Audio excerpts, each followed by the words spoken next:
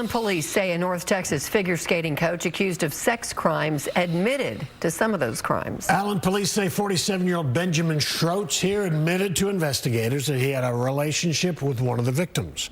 Fox Sports' David Sentendrey live tonight with more details on that. David? Yes, Stephen, Heather, the police documents that we obtained revealed details of an interview the figure skating coach had with investigators, which ultimately led to his arrest.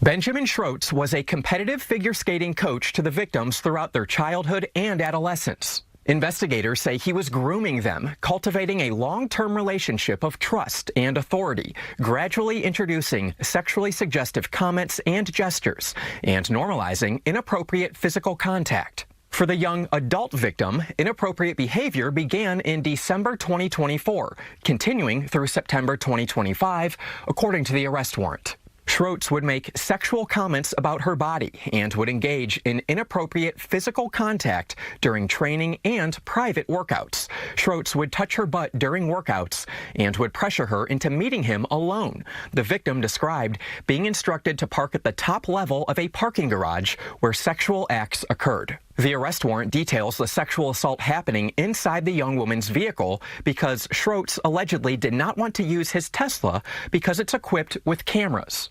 Police say Schroetz feared losing his job and his wife finding out, allegedly stating, "If this comes out, your life will be ruined. My life will be ruined." Allen Police Department says Schroetz admitted he had a sexual relationship with her during a voluntary interview.